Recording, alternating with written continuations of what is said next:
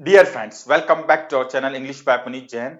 और जैसा कि बच्चों की इच्छा थी तो मैं एमसीक्यूज लेकर आया हूँ। थोड़े ज्यादा है, 45 एमसीक्यूज लेके आया हूँ जो कि आपके कंजक्शन टॉपिक से रिलेटेड है। कनेक्टिव बोल सकते हो, लिंकिंग डिवाइस बोल सकते हो। कई एग्जाम में सिंपल कंपाउंड कॉम्प्लेक्स के एक्सरसाइज में भी ऐसे क्वेश्चन होते हैं। क्लोज वाले सबऑर्डिनेट क्लोज में भी ऐसे होते हैं। और ये साथ ही साथ कुछ बीच में सब्जेक्ट वर्ब एग्रीमेंट के भी क्वेश्चंस डालूंगा। 45 क्वेश्चंस आपके सामने हैं और कहीं ना कहीं पूरी ग्रामर इसमें आपको नजर आएगी। और मैंने अलग अलग किताबों से अलग अलग एग्जाम्स में आए हुए क्वेश्चन सेलेक्ट किए हैं। और कोई सा भी एग्जाम दो, आप चाहे फर्स्ट ग्रेड इंग्लिश दे रहे हो, सेकंड ग्रेड दे रहे हो, थर्ड ग्रेड दे रहे हो, रीड दे रहे हो, एलडीसी दे रहे हो, सीईटी दे रहे हो, जिन भी एग्जाम में आपके टॉप मतलब ये पर्टिकुलर टॉपिक और लगभग सभी एग्जाम में बैंक ऐसे कोई भी सा भी आप एग्जाम दो, वहां सभी के लिए इंग्लिश, जहां कॉम्पिटेटिव इंग्लिश की बात है, उनके लिए निश्चित तौर पर उपयोगी है। चलिए, तो मैं ज्यादा लंबा नहीं खींचता हूँ बात को और क्वेश्चन आपके सामने प्रस्तुत कर देता हूँ। तो क्वेश्चन के आंसर आप थोड़े थोड़े देते जाइएगा। अभी जो क्लास है वो चूंकि रिकॉर्डेड है, तो मैं आप अपने आंसर लगाना। बाद में थोड़े ही टाइम के बाद अपन लाइव क्लास भी करेंगे जिसमें आप साथ के साथ आंसर दे पाएंगे। फिलहाल फर्स्ट क्वेश्चन आपका है, she is crying dash dash shiver heart. बेहतरीन क्वेश्चन है। अब क्या लगाना पसंद करेंगे? देखो, दो तरीके से आप इसका आंसर दे सकते थे। एक अर्थ के आधार पर दे सकते थे और एक रूल टू रूल। देखो, दोनों चीजें आपको मदद करती है। अगर रूल टू रूल खेलें तो यहां पर जैसे ही वर आया, जनरल क्लास में मैं बार बार बताता हूँ, 7-8 टॉपिक के दौरान बताता हूँ, शी के साथ वर आना मतलब इमेजिनेशन, वरना तो वाज आता। और जब इमेजिनेशन होती है तो या तो इफ का सेकंड पैटर्न हो सकता था या एज इफ हो सकता था। अर्थ के आधार पर भी आप देख सकते हैं। एज इफ का मतलब होता है मानो कि वह रो रही है, मानो कि वह हर्ट हुई हो। अब आप अर्थ के आधार पर कैसे करते हैं? एज इफ का मतलब मानो कि है। इवन इफ का मतलब होता है भले ही। इवन इफ और इवन दो का मतलब होता है भले ही। एज इफ और एज दो वो भी सीख जाइए आप। एज इफ होता या एज दो भी होता, क्योंकि मेरा मकसद इस क्वेश्चन के साथ, एक एक क्वेश्चन के साथ आपके ग्रामेटिकल एस्पेक्ट को पूरी तरह मजबूत करना है। इवन इफ और इवन दो भी होता तो वो होता भले ही के लिए। इफ होता अगर, अनलेस होता जब तक कि नहीं। तो अब आप ही देखिए ना, शी इज क्राइंग, वह रो रही है मानो कि वह हर्ट हुई हो। तो अर्थ आता तो अर्थ के आधार पर बताते, और अर्थ ना भी आए तो जैसा कि मैंने आपको बोला, ये जो वर है किसको सपोर्ट करवाएगा? आपका इमेजिनेशन वाले केस को। और जब भी हम मानो की यूज करते हैं तो इमेजिनेशन। अच्छा, ये क्वेश्चन आपका टेंस या सब्जेक्ट वर्ब एग्रीमेंट में आ जाता है। एज इफ दिया हुआ होता इधर और बाद में आपको लगाना होता है इज आर एम वाज, और में आप गफलत कर जाते और वाज लगा देते, इज लगा देते शी के साथ, तो वो आपका गलत हो जाता। बढ़े आगे।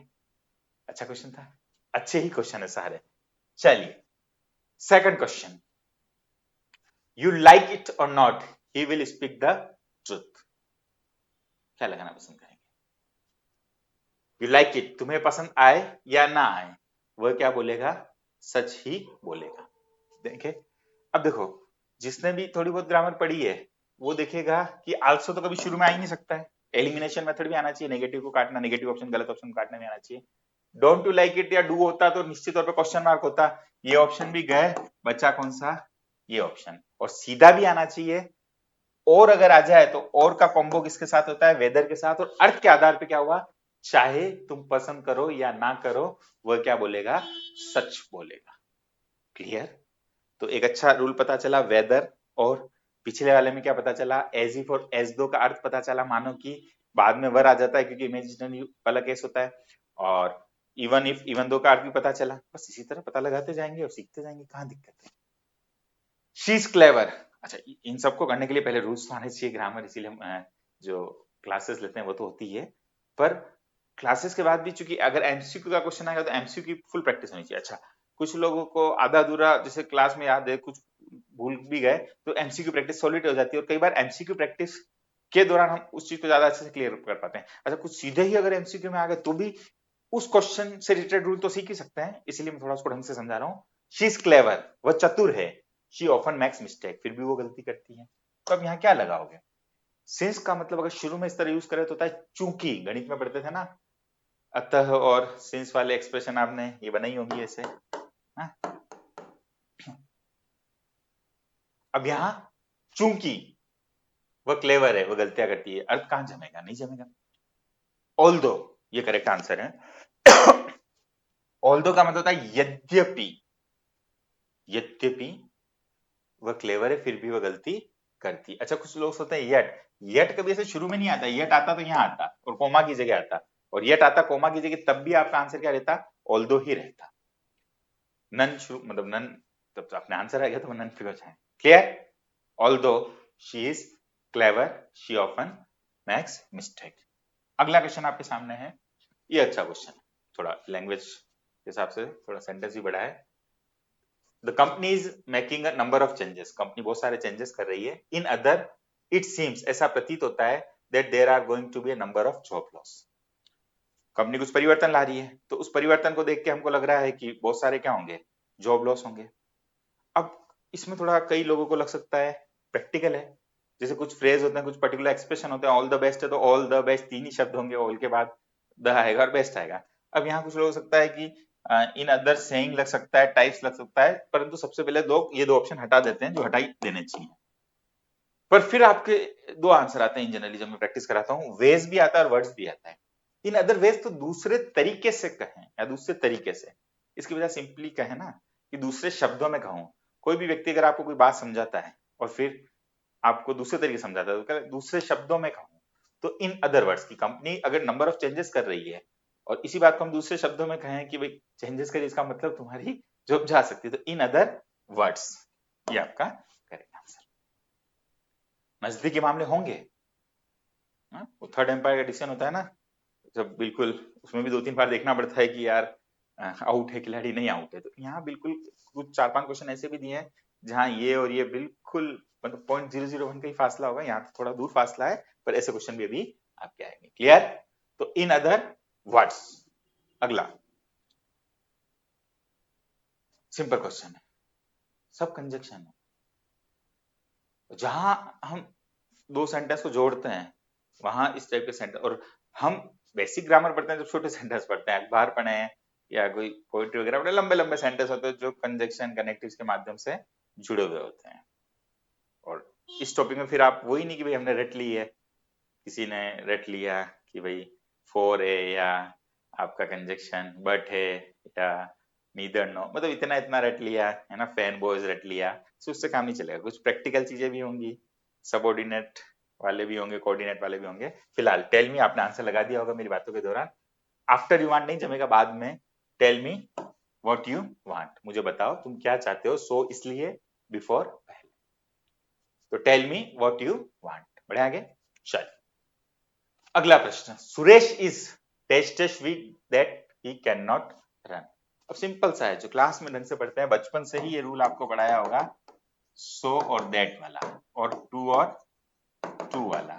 तो कॉम्बो पकड़ो, बहुत सारे तो कॉम्बो से ही प्रश्न हो जाते हैं कि नीदर के साथ नॉर आता है, इधर के साथ और आता है, वेदर और का कॉम्बिनेशन था। ही सो वीक, वो इतना कमजोर है, दैट आने से पता चल गया ही कैन नॉट रन। और यही अगर टू टू से होता तो is too weak to run होता, Suresh is too weak to run होता, पर यहाँ सो और दैट से आपका काम हो गया। बढ़े आगे। अच्छा, एज आएगा नहीं, हाउ आएगा नहीं, हा? ये कॉम्बो पकड़ो, सो और एक इस सो दैट का मतलब हिंदी में लिखूं तो इतना की, और एक सो दैट और होता है जो आगे पीछे आ ही जाएगा अपने, सो दैट, जिसका मतलब होता है ताकि, और जिसके बाद in general upon MAY may model prefer करते हैं, पर यहाँ गैप है बीच में, तो ये वाला सो दैट है और इसका मतलब हुआ इतना की।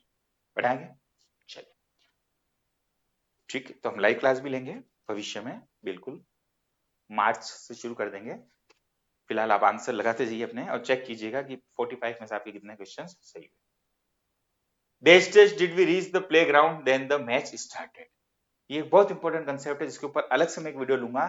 As soon as, no sooner और हार्डली स्कार्सली 15 मिनट का एक सेशन लूंगा, उससे आपको पूरा क्लियर होगा। पर फिलहाल के लिए इतना कि जब भी इस तरीके से THN देन आ जाए बाद वाले से और आपको ये ऑप्शन आ जाए as soon as, no sooner, यहाँ सिंस लगा दीजिए, हाँ सिंस, और बाय चांस एक ऑप्शन ये भी आ जाता है आपका हार्डली, या एक ऑप्शन ये भी आ जाता है, मतलब इनमें से कुछ भी आ जाते स्कार्सली, तो फिलहाल के लिए इतना ध्यान रखिए जिसको बिल्कुल नहीं पता बेसिक, कि अगर THN देन आ जाए तो आप क्या लगाओगे, नो सुनो। अभी इतना इंपॉर्टेंट कंसेप्ट, कंजक्शन में पढ़ते हैं, टेस्ट में पढ़ते हैं, सब्जेक्ट और एग्रीमेंट में क्वेश्चन आ जाता है इसका, इन्वर्जन टॉपिक में आ जाता है, ट्रांसफॉर्मेशन में आ जाता है। हिंदी अर्थ ये हुआ कि मतलब मुश्किल में पहुंचा भी नहीं था, है ना, कहाँ, प्लेग्राउंड, मैच शुरू हो गया। आप डिटेल में पढ़ेंगे तो बताऊंगा कि एस सुन एस से भी बन सकता है सेंटेंस, नो सुनर से भी बन सकता है, हार्डली स्कार्सली से भी बन सकता है। मतलब दोनों काम neck to neck, back to back हुए हैं कि मैं पहुंचा भी नहीं था प्लेग्राउंड और मैच शुरू हो गया, कि मैं घर से निकला भी नहीं था कि बारिश शुरू हो गई। क्लियर? परंतु अभी आप फिलहाल ये ध्यान रख सकते हैं, नो सुनर के बाद डिड आता है मोस्टली, ये तो उधर हेल्पिंग वाला भी क्वेश्चन बनेगा, और डिड नहीं आता तो हेड आता जब यहाँ पर थर्ड फॉर्म होती, पर फिलहाल अपने को इस देन से पता चल गया। अच्छा, बाई चांस क्वेश्चन में नो सुनर यहाँ लिखा होता और यहाँ पे ब्लैंक दे देता, तो नो सुनर के बाद क्या आता, देन।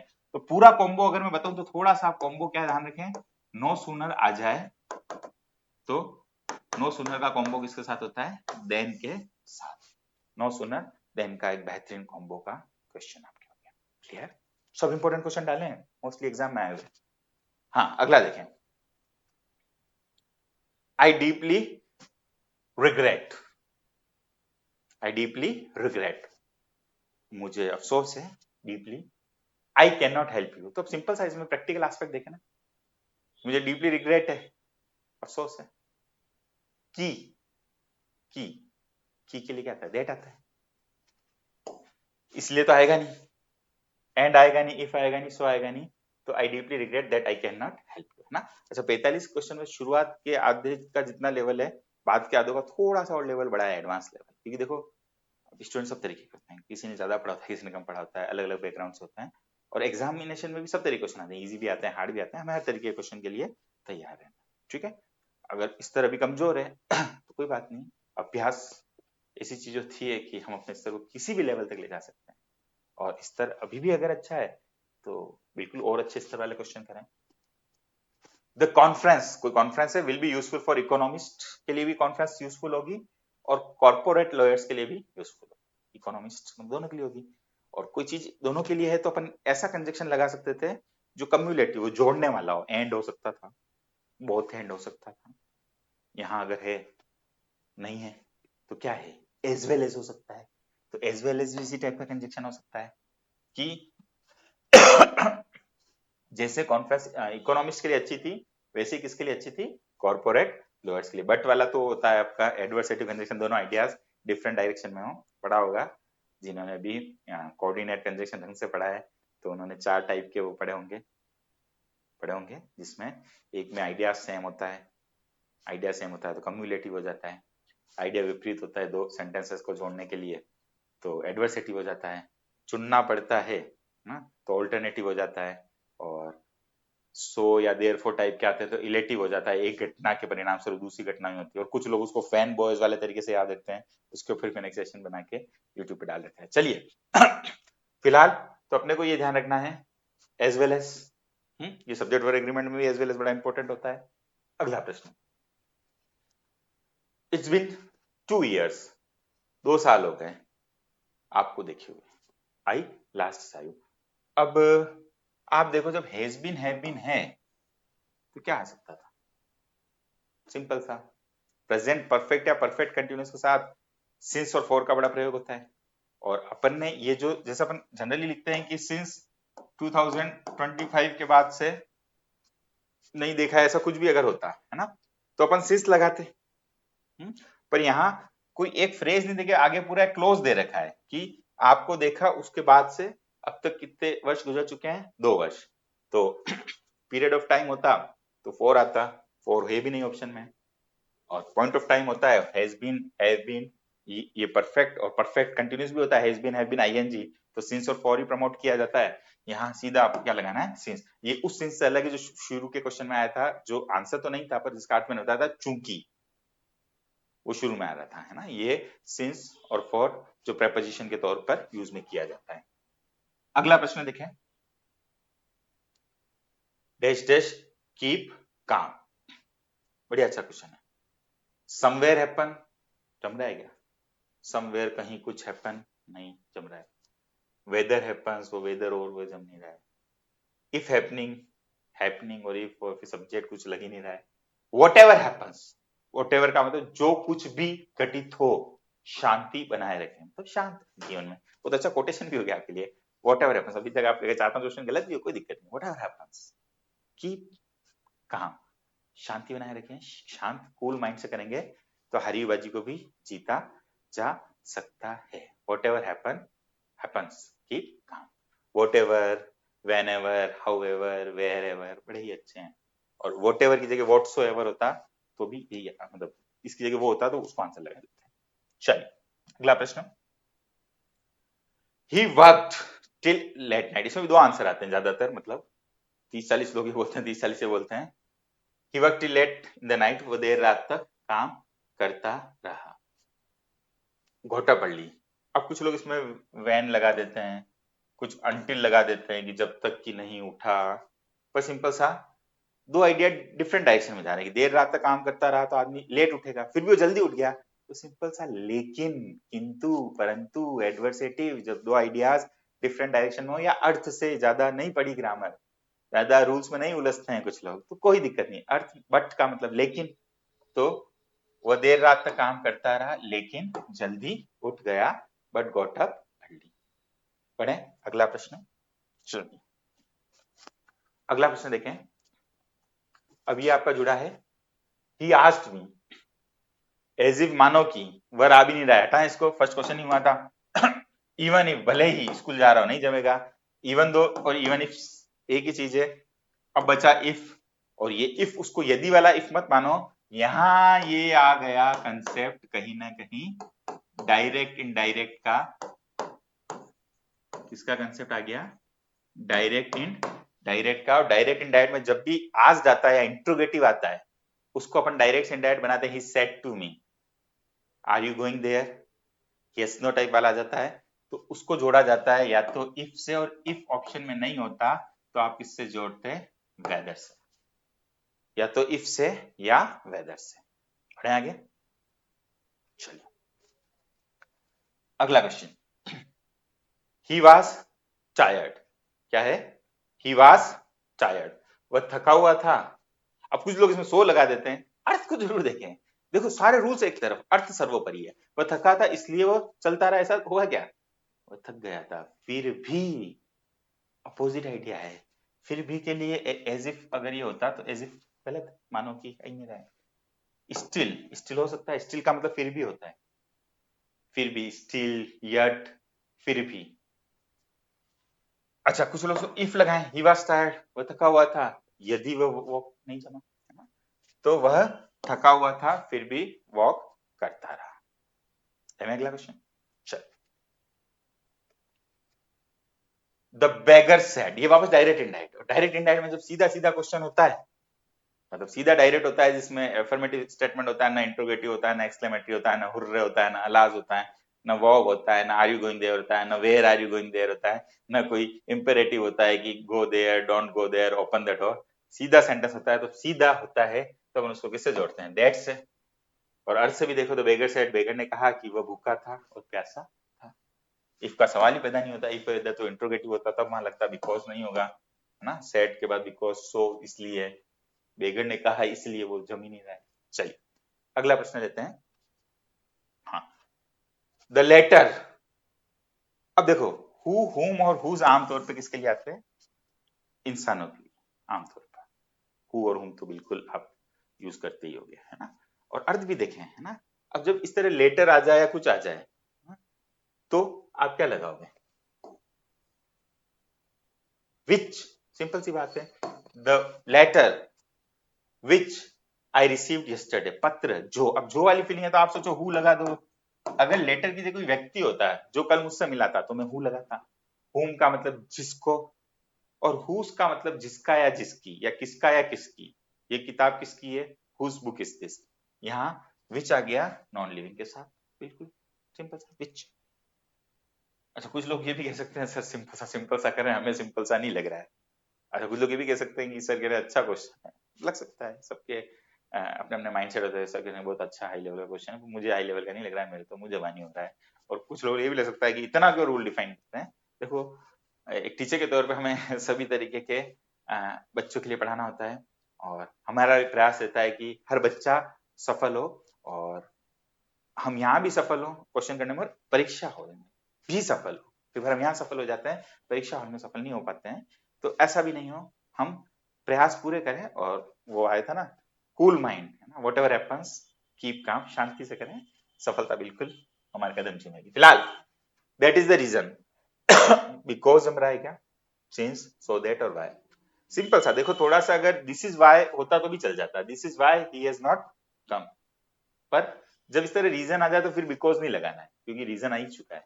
बिकॉज होता है ना, कई लोग बिकॉज सोच रहे होंगे क्योंकि, ठीक है। अच्छा, थोड़ा सा स्पीड से भी चल रहा हूँ, कुछ लोग ये भी लग सकता है, तो स्पीड से चल रहा हूँ तो आप आगे पीछे करके देख ही सकते हो, क्योंकि क्वेश्चन आपके सामने है ही है। दिस इज द रीजन, तो करेक्ट आंसर होगा वाई। ऐसा क्वेश्चन आ जाए वाई लगा देना, यही वो कारण है जिसकी वजह से वह यहाँ नहीं आया है। बढ़िया, आगे अगला बेहतरीन क्वेश्चन लगता है मुझे, ही वाज लिसनिंग। अब लिसन के बाद टू आता है तो वो उसने ऑप्शन में डाला है, इसलिए मुझे अच्छा लगता है। कुछ ऐसे होता है ना कि कंजक्शन है तो कोई ऐसा नहीं है कि हम सीधे वोट ही देंगे वे नहीं देंगे। He was listening to what I was saying, वह सुन रहा था जो मैं कह रहा था। मतलब टू उधर दे देता, वोट इधर देता तो मुझे मजा नहीं आता, तो ऐसे क्वेश्चन में बड़ा मजा आता है, कुछ नया प्रयोग। हाँ? तो टू व्हाट, लिसनिंग के साथ टू जुड़ेगा, फिर व्हाट, तो ही वाजंट लिसनिंग, वो नहीं सुन रहा था, he was not listening to what I was saying, जो मैं कह रहा था। पढ़े, चल, लुक आफ्टर योर हेल्थ, बेहतरीन क्वेश्चन, इसके ऊपर मैं एक पूरा शॉर्ट बना चुका हूं, और मेरी क्लासेस में तो मैं हमेशा मॉडल जो पढ़ाता हूँ, शुड पढ़ाता हूं, तब ये कहता हूं कि मॉडल टॉपिक का सबसे बेहतरीन क्वेश्चन है कि लेस्ट के बाद हमेशा क्या आता है, शुड आता है, शुड के सिवा कुछ नहीं आता है। Lest is unexceptionally followed by modal should. Lest के बाद अगर मैं सारी हेल्पिंग ऑफ दे दूं, is, are, am, was, were, can, could, may, might, should, must, ought, to, need, dare, कुछ भी दे दूं, आपको शुड ही लगाना, और शुड आ जाए तो सपोर्ट करता है लेस्ट को, और लेस्ट का मतलब होता है वरना, नहीं तो, अन्यथा, कहीं ऐसा ना हो कि लुक आफ्टर योर हेल्थ, अपनी हेल्थ का ध्यान रखो, कहीं ऐसा ना हो कि, है ना, आपको बाद में क्या करना पड़े, पछताना पड़े, वो रिपोर्ट से अच्छा है रिपेंट शब्द लीजिए, ये हटा दीजिए, रिपेंट, सॉरी मैंने भी डी लगा दिया, टी, रिपेंट, और फिर भी किसी को नहीं क्लियर हुआ तो रिपेंट, पीछे एक शब्द आता है रिग्रेट जैसा, रिग्रेट, है ना, तो अपनी हेल्थ का ध्यान रखो, कहीं ऐसा ना हो कि लॉन्ग टर्म में क्या करना पड़े, रिपेंट करना पड़े। तो रूल तो इतना ही हुआ ना, क्वेश्चन कुछ भी आ जाए, देखो कुछ लोग कहते हैं कि भाई क्वेश्चन भारी आ गया, ये आ गया, वो आ गया, तो इस क्वेश्चन में बहुत ज्यादा दिमाग चलाना नहीं था, ये क्वेश्चन जैसे सामने आया ना, ये आपको शुड दिखा, ये शुड दिखा, इधर ऑप्शन दिखे ना, अच्छा यहाँ पर भी लेस्ट, ये पूरे क्वेश्चन में टाइप मिस्टेक है ना, ये लगाइए लेस्ट, ठीक है। चलिए, LEST है ना, लास्ट नहीं, लेस्ट, और लीस्ट वाला लेस्ट भी नहीं, लीस्ट वाला लीस्ट भी नहीं, मतलब आपको LEST लेना है, क्लियर। तो आप बिल्कुल ध्यान रखिए कि लेस्ट के साथ जो कॉम्बो होता है वो किसका होता है, शुड का होता है, और इसके ऊपर एक शॉर्ट भी बना चुका हूं, वो वाला भी एग्जांपल में लिख देता हूं ताकि आपको जिंदगी भर के लिए क्लियर हो जाए। Work hard लेस्ट you should fail, कड़ी मेहनत करो कहीं ऐसा ना हो कि असफल हो जाओ। अच्छा, ये शुड आया और ये क्या आया, लेस्ट, ठीक है। तो कुछ प्रिंटिंग मिस्टेक की वजह से कुछ ऊपर नीचे हुआ हो, तो अभी सेंटेंस आपका पूरा क्लियर हो चुका हो, ठीक है। बढ़िया आगे, चल। अच्छा, आप सोचो कि कुछ और जम जाए, एज, बिकॉज, वो अर्थ के आधार पर नहीं जम रहा है, टिल का मतलब होता है तक, और लेस्ट और शुड का तो कॉम्बो होता ही होता है, बात ही खत्म।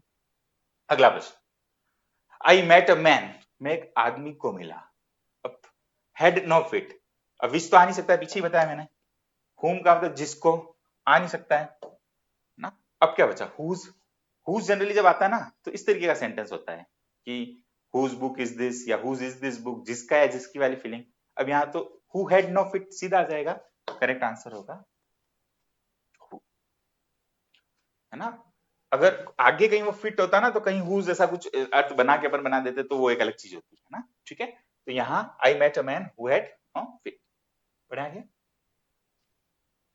आई shall invite dash dash I like, मैं इनवाइट करूंगा, किसको इनवाइट करूंगा, वोट सो व्यक्ति को इनवाइट करके वोट क्यों लगाओगे, विच क्यों लगाओगे, वोट एवर क्यों लगाओगे, व्यक्ति की बात हो रही है तो हु वाला है, हुम वाला कैसे होगा, और बढ़िया पूरा हुम सो एवर, सो लगाने से कोई फर्क नहीं पड़ता है, अगर हु एवर होता हो या जैसे होता है ना vote ever, vote so ever, वो सो सिर्फ फॉर्मल लैंग्वेज में ज्यादा यूज होता है, उससे आंसर में कोई फर्क नहीं पड़ता है। हुम सो एवर का हिंदी हुआ जिसको भी मैं इनवाइट करूंगा, जिसको भी मैं पसंद करता हूं, जिसको भी, ठीक है, हुम सो एवर। चलिए, लगभग आधी यात्रा अपन ने कर ली है। हाँ, the bus will start, neither neither होता ना तो यहाँ पर नॉर होता तो नीदर होता। अब बोलो आइदर और हो सकता है, हो सकता है। कुछ लोग सोचेंगे बस विल स्टार्ट एंड शुरू में आ नहीं सकता है। अब क्या लगाओगे, है ना? यूं तो नहीं बोलोगे बस विल स्टार्ट एंड एट, नहीं जमेगा, है ना? तो अपन क्या लगा सकते हैं, और के साथ कॉम्बिनेशन जमता भी है। द बस विल स्टार्ट, वो ये भी नहीं कह रहा है कि 7 से 7:30 के बीच में, वो कह रहा है बस या तो 7 बजे जा रही है या 7:30 बजे जा रही है। आइदर और का कॉम्बिनेशन होता है। अच्छा, इसको आइदर और भी पढ़ सकते हैं, इधर और भी पढ़ सकते हैं, दोनों सही है। नाइदर नॉर नीदर नॉर दोनों सही है, पर नीदर का नॉर के साथ कॉम्बो है, आइदर का और के साथ कॉम्बो। अगला प्रश्न, I can not buy this book. कोई किताब बहुत ज्यादा महंगी है तो व्यक्ति नहीं खरीद पा रहा है, आर्थिक स्थिति नहीं होने की वजह से। तो अब हिंदी करें, I can not buy this book, मैं इस किताब को नहीं खरीद सकता, इसलिए कॉस्टली होगी। देते जमेगा नहीं कि मैं नहीं खरीद सकता इसलिए कॉस्टली थोड़ी होगी, बल्कि कॉस्टली इसलिए मैं नहीं खरीद पा रहा हूँ। तो वो तो अगर इट इज वेरी कॉस्टली होता कहीं शुरू में तो वो आपका, है ना, जमता। मैं इस किताब को नहीं खरीद पा रहा हूँ, है ना, क्योंकि ये कॉस्टली है, तो क्या जमेगा? बिकॉज इट इज कॉस्टली और वेरी कॉस्टली। चलिए, he said dash dash had wasted the better part of his wealth in gambling। तो गैम्बलिंग जुए में उसने बड़ा हिस्सा खत्म कर दिया, वेस्ट कर दिया। अब देखो यहाँ पर सिर्फ कंजक्शन नहीं छोड़ा है, वो थोड़ा ऐसा सेंटेंस छोड़ता है ना, थोड़ा ज्यादा मजा आता है ताकि बच्चा अर्थ के आधार पर भी सीखे language. He said so his father. अब देखो सेड आ गया तो आप डायरेक्ट इनडायरेक्ट में एक बार चले जाया करो, या तो देट आएगा, इफ वेदर आएगा, टू नॉट टू से जुड़ेगा, ऐसा कुछ, है ना, इफ या वेदर आएगा ऐसा टाइप। अब यहाँ तो सीधा सीधा इंट्रोगेटिव वाला है नहीं, तो आपको देखना था दैट से जुड़ सकता है, इफ से जुड़ सकता था अगर क्वेश्चन आता। अब अर्थ देखें, येट से कभी जुड़ ही नहीं सकता था। अब देखें अर्थ देखें तो अपन बी ऑप्शन लगाए, ही सेड, उसने कहा कि उसके फादर, तो दैट इज फादर, ये आपका हो गया। ठीक है। अच्छा आप बोलो इफ भी तो आ सकता था, तो इफ तब आता जब यहाँ पर कुछ आस्ट वगैरह होता, तो इफ की संभावना थी, इफ की संभावना भी। क्लियर? मेरे हिसाब से आपको बात समझ में आ रही होगी। ये हमारे 24 क्वेश्चन हुए हैं, आगे की तरफ भी हम बढ़ते हैं। तो चलिए अब हम बात करते हैं नेक्स्ट क्वेश्चन की, क्वेश्चन नंबर 25। बढ़िया क्वेश्चन है। मैं तो सभी क्वेश्चन को बढ़िया ही बोलूंगा जो एग्जाम में आते हैं और जो आपके हित में होते हैं। हाँ, पर आप भी देखिए, बढ़िया है, वाकई बढ़िया है। Many with dash dash I have shared my thoughts, जिनके साथ मैंने अपनी थॉट, अपने विचार को शेयर किया, हैव शोन इनिशियल सरप्राइज, और सबने मुझे सरप्राइज ही दिया। अब पता नहीं बंदे के साथ क्या हुआ, मुझे तो आइडिया नहीं है। पर मेनी विथ, अब क्या लगाओगे? व्यक्ति की बात हो रही है तो बार बार मैं आपसे बात कर रहा हूँ कि जब व्यक्ति की बात हो रही है तो आप क्या लगाओगे? विथ हु नहीं होता है, आप क्या लगाओगे? विथ होम, जिनको, जिनके साथ मैंने अपने विचार शेयर किए। क्लियर? तो बड़ा अच्छा क्वेश्चन है। अर्थ को तो देखना ही है, और अर्थ को देख के बड़े आराम से आप करेंगे तो बड़े आराम से आपके आंसर आ भी जाएंगे और कहीं कोई दिक्कत नहीं आएगी। चलें, चलिए अगला क्वेश्चन लेते हैं। हाँ, next question, question number 25। Test test, ये मैं most most most most important मानता हूं। एक बार आप अपना आंसर दीजिए, मैं हटता हूं बोर्ड से। हाँ, इसका आप क्या आंसर दे रहे हैं? Test test I not informed you about this, you would have missed the opportunity. Unless भी लगाते हैं कुछ लोग, इफ लगा देते हैं, पर भाई इफ होता तो इफ आई के बाद कोई हेल्पिंग वर्ब तो होती। देखो ये क्वेश्चन उसी के सही हो सकता है जिसमें कंडीशनल टॉपिक को सही ढंग से पढ़ाओ। और मैं इसीलिए हमेशा कहता हूं सारे टॉपिक आपस में इंटर रिलेटेड होते हैं, एक का दूसरे के साथ कोई ना कोई क्या होता है, रिलेशन होता है। अब यहाँ हम कंडीशनल पढ़ते हैं, उसका थर्ड पैटर्न पढ़ते हैं, उसमें इस तरीके का सेंटेंस आता है, और वो सेंटेंस जनरली जो हम पढ़ते हैं वो पढ़ते हैं if I had not informed you about this, मैंने इस बारे में आपको इन्फॉर्म नहीं किया होता, impossible condition, you would have miss the opportunity, तो तुमने अवसर को खो दिया होता। बट उस थर्ड पैटर्न का एक स्पेशल इफेक्ट भी होता है जिसमें अपन इफ को ही हटा देते हैं और हेल्पिंग वर्ब को आगे ले आते हैं। मतलब मैं आपको थोड़ा सा अगर चेंज करके बताऊं तो, अगर आपका सेंटेंस ऐसा होता इफ आई हैड नॉट और उसके बाद इन्फॉर्म्ड डैश डैश डैश, ठीक है, मतलब कि बाद वाले हिस्से में अगर इस तरह आई हैड नॉट लिखा होता तब तो आप इसको चूज कर सकते थे, पर वहां हेल्पिंग वर्ब नहीं है। अब वो करता क्या है, इसमें स्पेशल इफेक्ट क्या होता है, इफ को तो हटा दिया जाता है और इस हैड को हटाकर कहां ला दिया जाता है, आगे ला दिया जाता है, और ये सेंटेंस बनता है हैड आई नॉट इन्फॉर्म। और हैड आई नॉट इन्फॉर्म का मतलब ही है कि अगर मैंने तुम्हें इन्फॉर्म नहीं किया होता, अगर इसके अंदर हिडन है, कुछ लोगों को लग सकता है कि हेड आया, थर्ड फॉर्म आई तो पास्ट परफेक्ट हो सकता है, पर अगर ये पास्ट परफेक्ट होता तो इंट्रोगेटिव सेंटेंस होता ना, हेड आगे लाते क्वेश्चन मार्क वगैरह होता, तो अपन उसको इस नजर से देखते हैं। तो कोई भी सेंटेंस अगर इस तरीके से शुरू है, हैड यू गॉन देयर, तो उसका भाव ये है अगर तुम वहां गए होते ना, व्हाट वुड हैव हैपेंड, क्या घटित हुआ होता, जो भी आपका है ना, ठीक है। तो if plus subject plus head plus verb की थर्ड फॉर्म का जो पैटर्न होता है उसी को इस तरीके से इफ को हटाकर head plus subject plus verb की थर्ड फॉर्म और फिर आगे जो भी क्लोज होता उसके माध्यम से भी लिखा जाता है। क्लियर, बेहतरीन क्वेश्चन था। तो करेक्ट आंसर यहाँ पर हेल्पिंग वर्ब, ये जो आपका नजर आ रहा है, हेड जो आपको नजर आ रहा है वो। कुछ लोगों ने जिन्होंने कंडीशन का थर्ड पैटर्न नहीं पढ़ा उन्होंने सबसे पहले हेड को ही काटा होगा, ये तो नहीं हो सकता, फिर प्रोवाइडेड काटा होगा मेरे हिसाब से, फिर अनलेस और इफ में से कोई डिसीजन लिया होगा। अगला प्रश्न, ये पीछे बता चुका हूं, डू टेक एन अम्ब्रेला, मतलब जरूर जरूर अम्ब्रेला ले जाओ विथ यू तुम्हारे साथ। अब लेस्ट आ गया, कहीं ऐसा ना हो कि लेस्ट के बाद हमेशा क्या आता है, शुड आता है। मैंने बोला एक शॉर्ट्स अलग से बना रखा है मैंने, और हर जगह रूल पढ़ाता हूँ। अच्छा शुड आ गया, अब आप लोग दोनों में शुड है, तो लेस्ट में तो नहीं तो वाली भावना छुपी है, तो लेस्ट के बाद नॉट भी नहीं आएगा, इसका मतलब सेकंड ऑप्शन भी गलत है, पूरा हटाता हूँ। करेक्ट आंसर आपका क्या होगा, lest you should get wet. Clear, तो lest is followed by modal should, और शुड नॉट भी नहीं, नॉट हिडन है कहीं ना कहीं लेस्ट। बढ़े अगला प्रश्न, इसमें भी नजदीकी मामला होता है, दो तरीके के आंसर आते हैं। Each school has its on set of rules, but तो आएगा नहीं, चलो इसको हटा दें, और भी आएगा नहीं। अब बहुत नजदीकी मुकाबला हो जाता है क्लास में पढ़ाते, जस्टिफाई करना ये बड़ा चैलेंजिंग हो जाता है। कुछ लोगों को सो लगेगा, जिनको सो लगेगा उनको आखिर तक सो लगेगा, और कुछ लोगों को एंड लगेगा, उनको भी आखिर तक एंड ही लगेगा। हर स्कूल के कुछ रूल्स होते हैं, इसलिए अच्छे पीपल्स को उन्हें फॉलो करना चाहिए। कुछ लोगों को ऐसा लग सकता है, पर ये नहीं होगा, यहाँ करेक्ट आंसर होगा एंड। हर स्कूल के कुछ रूल्स होते हैं और अच्छे शिष्यों को पीपल्स को उन्हें फॉलो करना चाहिए। ठीक है, क्लियर, ठीक बात। रूल्स तो हर जगह फॉलो करने चाहिए, स्कूल में होते हैं इसलिए फॉलो करने चाहिए, वो तो जमेगा नहीं। करेक्ट आंसर आपका होगा एंड, नजदीकी मामला निश्चित तौर पर था। बढ़े आगे, शी बिलीव्स दैट, एवर वाले शब्द, हुएवर हुएवर व्यक्ति के लिए आता है, हुम जिसको, वोट एवर जो कुछ भी, और विच एवर चीजों वगैरह के लिए आता है। तो यहाँ पर तो वोट एवर जमेगा। शी बिलीव्स, वह यकीन रखती है कि वोट एवर जो कुछ वो करती है, और वो जो करती है वो सब क्या है, सही है। Whatever correct answer.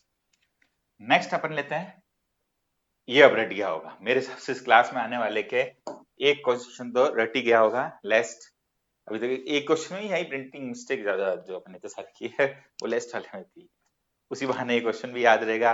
दो क्वेश्चन के बाद और दे दिए, lest is followed by should, should should, रट लो, छाप लो, गोट लो दिमाग में। चलो अगला देखें, ही वर्क्स हार्ड। अब ये भी जब मॉडल पढ़ाता हूं तब अच्छे से पढ़ाता हूं, यहाँ पर भी वैसे मैंने बताया था कि एक सो दैट तो वो था, सो डैश डैश दैट इतना की, और ओ एक सो दैट ये है ताकि, कड़ी मेहनत करो, मैं भी लिखता हूं ताकि अपनी फैमिली के लिए पर्याप्त मात्रा में अर्न कर सको। अब ताकि वाली फीलिंग है तो ताकि के लिए वर्ड होता है सो दैट, और मैं हमेशा मॉडल पढ़ाता हूँ बताता हूँ कि अगर मॉडल भी बनना होता है तो सो दैट के बाद पहली कोशिश क्या रखो, मॉडल कौन सा भरो, मैं भरो।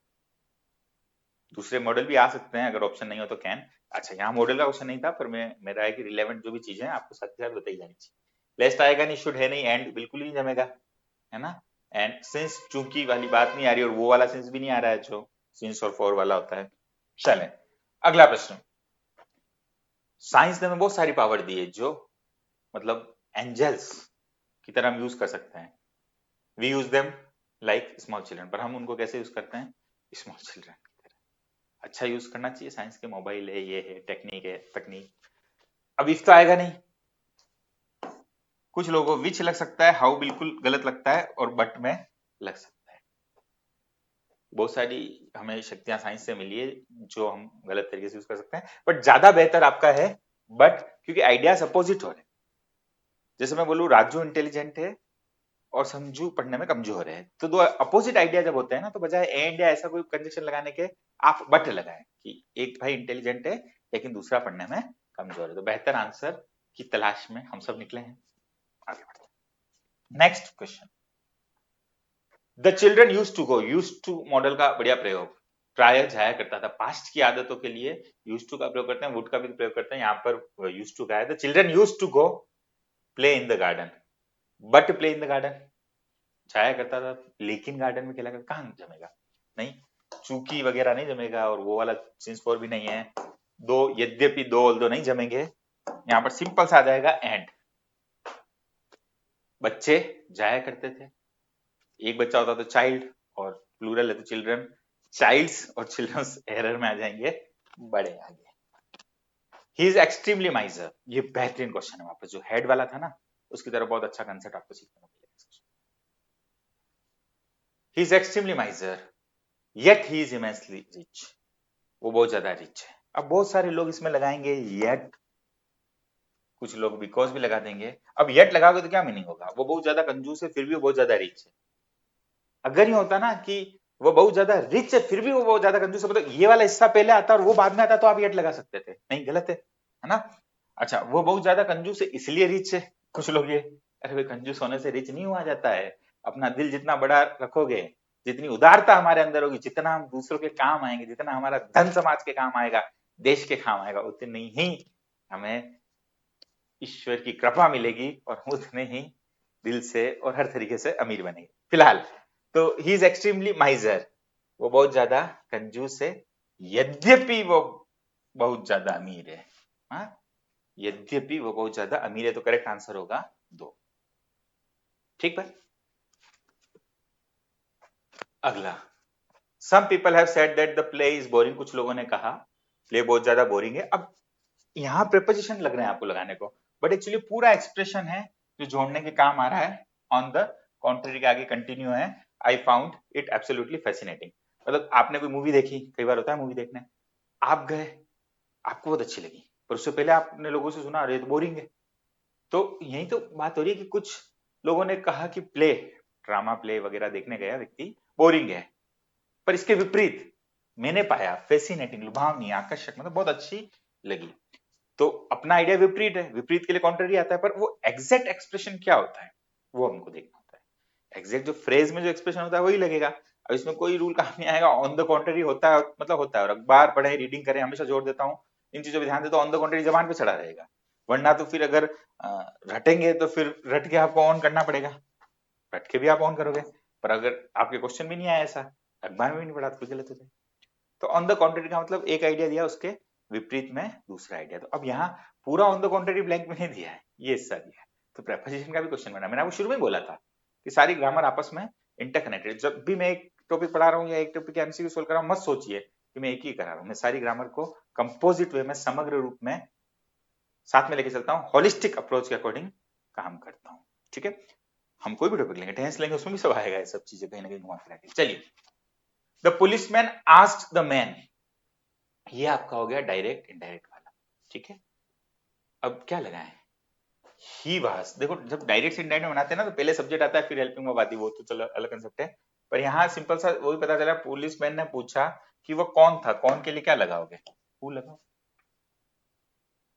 बस सिंपल सा। आगे बढ़ते हैं, रानूज फ्लैट, रानू का फ्लैट, इन जिसमें वो रहती है ना, यहाँ पर कर दें she has lived for 6 month, 6 महीने रह चुकी है, वो ग्राउंड फ्लोर पर है। तो रानू का जो फ्लैट है जिसमें 6 महीने रह चुकी है वो ग्राउंड फ्लोर पर है, जिसमें फ्लैट है, होम नहीं आएगा, हुज भी नहीं आएगा, वो पीछे बताया मैंने, in that, in which she has lived, जिसमें वह रहती है ना। जैसे सिंपल सा एग्जांपल देखते हैं आर्टिकल में कि वहां वही मकान, इसमें मेरे दोस्त रहते हैं, there is a house in which my friends live. पढ़े आगे, 7-8 क्वेश्चन हो रहे हैं, इत्मीनान से पढ़िए। अब सब्जेक्ट वर्ब एग्रीमेंट चालू हो गया, मत सोचो कि एक ही टॉपिक है, अलग अलग टॉपिक है। यू और ही क्या लगाएंगे, अब सवाल उठता है कि किसके हिसाब से लगाएं, दोनों मिलके प्लूरल हो रहे हैं, या ही के हिसाब से लगाएं या यू के हिसाब से। सिंपल सा कंसेप्ट बताता हूं, आपका करेक्ट आंसर होगा इज, आपको लगाना है ही के हिसाब से। और क्यों लगाना है, तो मैं सिर्फ इस एक क्वेश्चन में 5 रूल आपको मतलब कवर हो जाएंगे। कभी भी इस तरीके से और आ जाए, आइदर और आ जाए, नोर आ जाए, नाइदर नॉर आ जाए तथा नॉट ओनली बट आल्सो आ जाए, क्वेश्चन आते रहेंगे आगे भी। तो अपने को जो भी वर्ब लगाना होता है हेल्पिंग वर्ब, वो सेकंड सब्जेक्ट के हिसाब से लगाना होता है या नियरेस्ट, ब्लैंक के नियरेस्ट क्या है, ही। अब ही के साथ आपको सिंगुलर के हिसाब से लगाना है, वर्ब प्लूरल के साथ आता है, आर प्लूरल के साथ आता है, डस तो जमेगा नहीं, डस ना, यू और ही इज टू ब्लेम, मतलब जिसको ब्लेम किया जाए, ठीक है। डस तो सीधा या तो मेन वर्ब की तरह आता है जब कभी, बाकी तो हेल्पिंग वर्ब की तरह ही आता है। डजंट होता तो उसके बाद फिर कोई वर्ब आती तो जमता। तो यहाँ अपने को ध्यान रखना है, ये 5 ध्यान रख लो, सब्जेक्ट वर्ब एग्रीमेंट के 20% क्वेश्चन इन्हीं 5 में से आते हैं। और आइदर और, nor, neither nor, not only but also के साथ हमेशा जो वर्ब आता है वो किसके हिसाब से आता है, सेकंड या नियरेस्ट, मतलब जो ब्लैंक है उसके नियरेस्ट कौन सा होता है, सेकंड सब्जेक्ट होता है, उसके अकॉर्डिंग आता है। चलिए अगला प्रश्न, tales from Shakespeare an interesting book. अच्छा, अब ये क्यों अच्छा क्वेश्चन है, क्योंकि टेल्स देख के कुछ लोगों को लगता है थोड़ा गैप ज्यादा है, पर टेल्स फ्रॉम शेक्सपियर किताब का नाम है। अब कुछ लोगों को लगता है कि टेल्स है तो प्लूरल हो गया, नहीं, वो किताब का नाम है, एस आने से वो प्लूरल नहीं हुआ। हर चीज जिसमें एस आ जाता है वो प्लूरल नहीं हो जाती है। तो यहाँ पर और भी नहीं पता चले तो आगे उससे भी पता चल रहा है, एन इंटरेस्टिंग बुक मतलब एक ही किताब की बात कर रहा है। तो यहाँ पर क्या आएगा, इज आएगा। अच्छा, सब्जेक्ट और एग्रीमेंट के क्वेश्चन में एक ट्रिक और बताता हूँ। आमतौर पे जब सिंगुलर सही आंसर होता है, प्लूरल के ऑप्शन ज्यादा होते हैं, ये ट्रिक है, हर जगह लगे ना लगे पर मोस्टली लग जाती है। जब नहीं आता हो तो सॉलिड हम आंसर दे ही रहे। और यहाँ पर आर, वर ऐसे ऑप्शन ज्यादा हैं, और हैज तो तब होता है जब थर्ड फॉर्म होती है। और बाकी अपना तो रूल क्लियर है, तो अपने बिल्कुल tales from Shakespeare is an interesting, इधर से किताब वाला रूल भी क्लियर होना चाहिए। किताब के नाम के साथ एस हो तो प्लूरल नहीं होती, सिंगुलर ही चलेगी, और एन इंटरेस्टिंग बुक देखे तो पूरी आपको हिंट देगी। चल अगला प्रश्न, अब देखो 5 चीजें मैंने वहां बताई थी, आप बिल्कुल सीरियसली देखें ना तो बहुत सारी चीजें आपको सीखने को मिलेगी। और आइदर और, नॉट, नाइदर नॉर और नॉट ओनली बट आल्सो के साथ सेकंड के मुताबिक आता है। और यहाँ जो मैं क्वेश्चन आपको बताने जा रहा हूँ, आंसर दे दीजिए। सोचने का मौका नहीं मिला तो आप कहेंगे सोचने का मौका नहीं मिला। हाँ, यहाँ विद आ जाए, विद आ जाए, या टुगेदर विद आ जाए, या पीछे का आया था एज वेल एज आ जाए, या इन एडिशन टू आ जाए, या अलोंग विद आ जाए, तब हमेशा हम कौन सा सब्जेक्ट देखते हैं, फर्स्ट सब्जेक्ट देखते हैं, और उसके अकॉर्डिंग हेल्पिंग वर्ब लगाते हैं। अगर उसके साथ सिंगुलर आएगा तो सिंगुलर, प्लूरल तो प्लूरल। माय अंकल सिंगुलर है तो सिंगुलर के साथ क्या आएगा, वाज आएगा। और ये वो देखो, वो ट्रिक थोड़ी थोड़ी ट्रिक, क्योंकि ट्रिक मतलब वो जुगाड़ी एक तरीके से, लॉजिक से तो वाज आई गया, पर थोड़ा सा ट्रिक से पता चला कि देखो वर आर प्लूरल आ रहे हैं, तो सिंगुलर आंसर होने की उम्मीद ज्यादा होती है। और अगर वर्ड सही होता तो आर भी सही होने की उम्मीद थी ना, प्रेजेंट, ठीक है ना, प्रेजेंट तो उपस्थित के लिए आ रहा है, प्रेजेंट टेंस के लिए नहीं आ रहा है कि मेरे अंकल अपने बेटों के साथ वहां उपस्थित हैं, भी हो सकता है, था भी हो सकता है, दोनों गलत। और अपना रूल सॉलिड है कि इन पांचों के साथ, with, together with, as well as, in addition to, along with, 5 ये ध्यान रखो जिनके साथ फर्स्ट सब्जेक्ट में, 5 वो ध्यान रखो जो पीछे पढ़ाए थे इनके साथ सेकंड सब्जेक्ट के हिसाब से आता है। चलिए अगला प्रश्न, ये बेहतरीन क्वेश्चन है, हर एग्जाम में किसी न किसी रूप में आता है। द जूरी, जूरी के साथ सिंगुलर आएगा प्लूरल आएगा, वो सेंटेंस तय करेगा। और सेंटेंस में लिखा है ऑफ वन माइंड, सबका काम करने का तरीका या सोच एक ही डायरेक्शन में जारी थी, तो यहां पर आपको लगाना है वास। और वो जो मैं थोड़ा जुगाड़ टाइप बताया था यहाँ पे भी लग रहा है, फिलहाल वो वन माइंड है, वो आपको जूरी को क्या बना रहा है, सिंगुलर बना रहा है। ऐसे शब्दों के साथ कई सारे शब्द होते हैं जिनमें अगर सबका काम करने का तरीका अलग अलग हो, जैसे कमेटी, अगर सबका काम करने का तरीका अलग अलग है तो फिर प्लूरल में चला जाता है, और सबका काम करने का तरीका एक ही है तो आपका सिंगुलर में चला जाएगा। अगला प्रश्न लेते हैं, 3-4 क्वेश्चन हो रहे हैं। अब वापस आपका आ गया कंजक्शन, मैंने एक ही टॉपिक में थोड़ा बीच में दूसरा भी डाला, एग्जाम में भी तो ऐसा होगा। It was hot yet she wore a thick coat, बहुत ज्यादा गर्मी थी फिर भी उसने कोट अच्छे से पहन रखा था। कई बार लोग गर्मी में भी कोट वोट पहन लेते हैं, अभी तो सर्दी है। इट वॉज हॉट, अब देखो येट आ जाए ना तो एक चीज ध्यान रखना है, येट आ जाए और शुरू में कुछ लगाना हो तो या तो ऑल दो आएगा या दो आएगा। अब यहाँ एक ही ऑप्शन है ऑल दो, बात ही खत्म। हिंदी सुने, यद्यपि बहुत ज्यादा गर्मी थी फिर भी उसने थिक कोट पहना हुआ था। ऑल दो और दो आ जाए तो येट, और येट आ जाए तो इधर ऑल दो दो। नेक्स्ट प्रश्न, all the soldiers look at Swedie. देखो कभी लुक इसमें कंफ्यूज आता है, अगर कैपिटल लेटर में मतलब किसी का नाम है, डैश डैश फ्रेंडली फेस, व्यक्ति है तो हु आएगा, है ना, जो फ्रेंडली फेस रखता था, जिसका फेस फ्रेंडली था। अब कुछ लोगों को हुज लग रहा है, हुज कब होता है, जब यहां तक तो क्वेश्चन यूं ही होता और उसके बाद क्या होता, फेस वाज फ्रेंडली। अगर इस तरीके से होता ना, तब आपका हम मान सकते थे आंसर क्या होता, हुज होता। पर यहां all the soldiers looked at Swedie who had friendly face. बढ़ते हैं आगे। नेक्स्ट, ये देखो दो और दो, अभी मैंने बोला था ऑल दो और दो का मतलब क्या होता है, यद्यपि। और मैंने एक क्वेश्चन शुरू में भी आया था, अगर ऑल दो और दो आ जाए और बीच में कुछ लगाना हो तो येट आएगा, और येट नहीं है तो कोमा आ सकता है ज्यादा ज्यादा। अब यहां ऑल दो जम रहा है कि नहीं जम रहा है, यद्यपि मेरे पास मनी नहीं है, मैं किताब नहीं खरीद सकता। क्या जम रहा है, नहीं जम रहा है। यद्यपि मेरे पास मनी नहीं है, मैं किताब नहीं खरीद सकता है, तो ये तो दोनों एक ही उसमें जा रहे हैं ना, डायरेक्शन में, कि मनी नहीं है तो किताब नहीं खरीद सकता। वो तो ये होता कि यद्यपि मेरे पास मनी नहीं है और मैं किताब खरीदूंगा, तब तो यद्यपि। अच्छा एक और चीज यहाँ देखो, ऑप्शन को देख के मदद लो, अगर ऑल दो सही होता दो भी सही हो जाता, इसका मतलब दोनों सही नहीं है, सभी है ना। अच्छा एक ही आंसर सही करना होता है। अच्छा जब तक की नहीं, अनलेस का मतलब ये दोनों गलत हो गए, अनलेस का मतलब जब तक की नहीं मेरे पास मनी नहीं है, तो वो भी गलत हो गया। और दूसरा एक और ट्रिक पकड़ो, जब भी अनलेस आ जाता है, अगर यहाँ पे मैं अनलेस लगा दूं तो इसके साथ वाले से में नो आ ही नहीं सकता है, बाद वाले में नो आ सकता है, अनलेस वाले से में कभी नो आ ही नहीं सकता, और अनलेस वाले से में जब नो आ ही नहीं सकता है तो इसका मतलब अनलेस भी गलत है। अब बचा क्या, जो बचा वही आंसर है, सेंस, वो चूंकि वाला सेंस, चूंकि मेरे पास मनी नहीं है, चूंकि बचपन में पढ़ते थे, चूंकि। ठीक, चलिए नेक्स्ट देखिए, आई वॉज एनोइड। ठीक है, तो आदमी एनोइड था, फिर भी वो क्या रहा, शांत रहा। फिर भी के लिए क्या आएगा, पीछे आ चुका है स्टिल, फिर भी मैं शांत। कभी आदमी होता है ना, थोड़ा क्रुद्ध हो जाए, गुस्से में आ जाए, मूड अच्छा नहीं हो तो अशांत हो जाता है, पर वो व्यक्ति एनोइड था, फिर भी वह शांत। क्लियर। चलिए तो अपन ने आज, हाँ बिल्कुल, अपने 45 क्वेश्चंस आज अपन ने कवर किए हैं।